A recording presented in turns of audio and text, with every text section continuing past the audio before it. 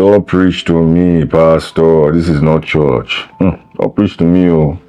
You call yourself Mummy G.O. What are you wearing? You are wearing bomb shorts. Look at the shorts. Just by your butt cheeks. Look at your top. You just opened everything. Let everybody see what you want to show them. You're supposed to be a role model to young ladies. But no. You have chosen to be a disgrace. That's why you're dressed like a cheap prostitute. I don't want to become a pastor's wife. I don't want to. What's that? Pastor, what's that 400? What did you say? You get change 400. Wait, did you just call me a pastor? Good morning, Pastor. I'm not a pastor. Sorry, my bad. Good morning, Mommy G.O. I am not Mummy G.O. Oh. Good morning, Mommy. Do I look like your mommy?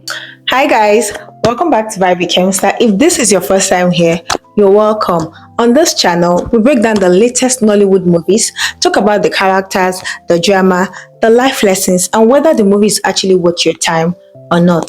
Today's movie is titled I Don't Want to Be a Pastor's Wife, in bracket, Mummy G.O, starring Stans Ize and Shaznay Okawa.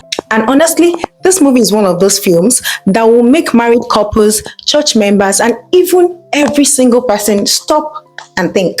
Let's get into it. This story follows Ochecho, a successful investment expert working in a finance company. He's respected by his clients, trusted by his boss, and has a beautiful wife, Ndanti, who runs a successful wine business. At first glance, everything seems perfect. The future looks bright. Money is coming. Business opportunities are opening. Life seems to be moving in the right direction. But then, everything changes. While praying for direction, Ochecho becomes convinced that God is calling him into ministry. Not business, or not entrepreneurship, or not corporate leadership. God wants him to be a pastor. And this is where the real conflict begins, right? Because Ndanti did not marry a pastor, she married a businessman who loves God. There is a huge difference. For Ndanti, becoming a pastor's wife feels like losing control of her life. She immediately starts imagining all the pressure, the judgment, the expectations, the criticism, the way church members will suddenly begin monitoring how she dresses, talks, walks, and even breathes. And to be fair, she wasn't wrong. As the movie progresses, we see exactly what she was afraid of. People begin calling her Mummy G.O. Church members start criticizing her clothing. Others begin questioning why a pastor's wife owns a wine store. Because wine alcoholic. Some even expect her to suddenly become a perfect spiritual counselor. And honestly, I understood her frustration. One thing I loved about this movie is that it did not portray ministry as something glamorous. It showed the sacrifice, the misunderstanding, the loneliness, the financial struggles, the pressure, the emotional battles, and the effect it can have on marriage. Now, instead of immediately starting a church, Ochecho and Ndanti reached a compromise. They start a fellowship, a small gathering of believers. At first, it seems manageable, but slowly, people begin looking at Ochecho like a pastor anyways. The fellowship grows, people start seeking counsel, members begin bringing their personal problems, and before long, the responsibility becomes overwhelming. Meanwhile, another major issue enters the picture. Ochecho loses his job. His boss believes he tried to steal a major client and start a competing company, right? Even though Ochecho explains himself, nobody listens. He's fired, blacklisted, and suddenly the family is facing financial uncertainty. This was actually one of the strongest parts of the movie for me. Because now the question becomes, do you still obey God's calling when obedience becomes expensive? That question drives the entire story.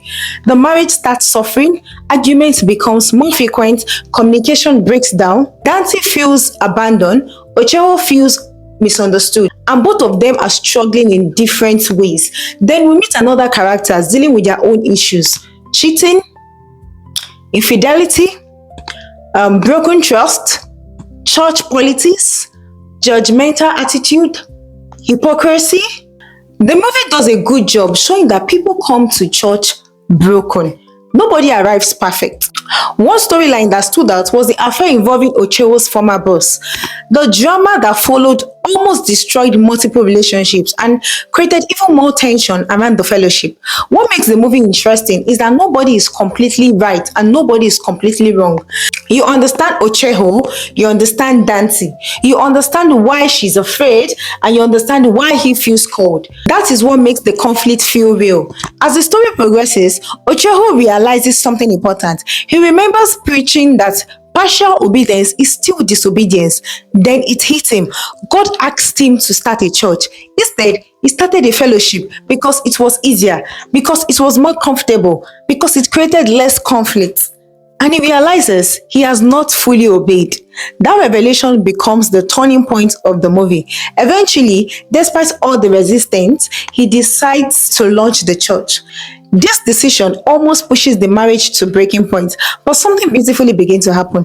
Ndanti slowly starts seeing the positive impact their ministry is having on people. Lives are changing, people are healing, relationships are being restored. And for the first time, she starts understanding what her husband has been trying to explain all along. I genuinely enjoyed that character development because the movie didn't force her transformation. It happened gradually. It felt natural.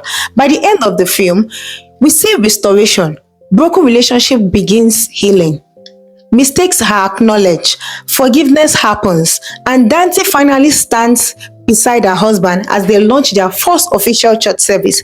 The final scenes are emotional and satisfying. Now let's talk about the performance. Shaznay absolutely delivered. His portrayal of a man torn between financial success and spiritual calling felt authentic from beginning to end. He brought calmness, conviction, and vulnerability to the role. Shaznay Okawa was equally impressive. In fact, some viewers may relate more to her character than Ochecho. She carried the emotional weight of the story beautifully.